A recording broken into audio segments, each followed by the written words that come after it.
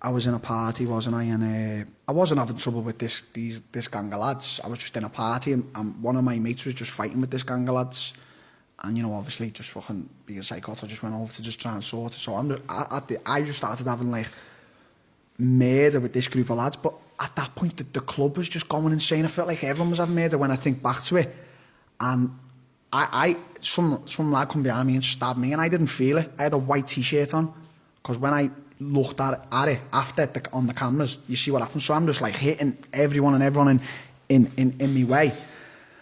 And this lad comes up and he stabs me once, and then he walks away.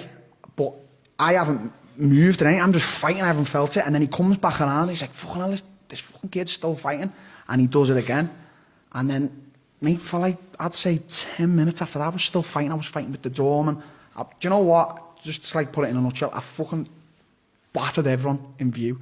Like, I couldn't be stopped. People were smashing bottles on me head and everything. The doorman were fucking even cracking me, and I wouldn't go down. I just went psychotic. And then I got backed up by the doorman and loads of people. My mates were just going mad. Like, I don't even know where they were. I got backed into a corner in the toilets, and they were like, "Darren, you need to," like, I knew the doorman. They were like, "You need to stop. You've been stabbed." And I was like, "I haven't." I was going mental. And then I looked down, and my top was just red. It just changed the colour red. And I was like, "Whoa."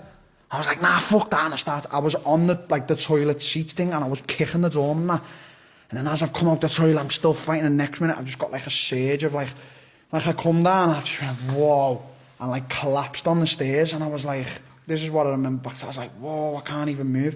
And then the doorman, they dragged me up to the front doors of the club in town, and the head doorman, he pulled me against the wall. And this is the God's honest truth, I remember this bright as day. So I'm sat there, and he's going, "You've been stabbed, Dad. I need to put my fingers in your wound." So I think he had like army, so he put his fingers in my wound, and he's going, "I need you to stay awake." And I was going, "Nah," and I kept trying to like shut my eyes. And he was going, "Darren, I can't let you shut your eyes. You're not dying." He was saying all that stuff to me. So he had his fingers in my wound, and like I'm just like that. Whoa, what's going on? And I remember like seeing all people around like crying and that.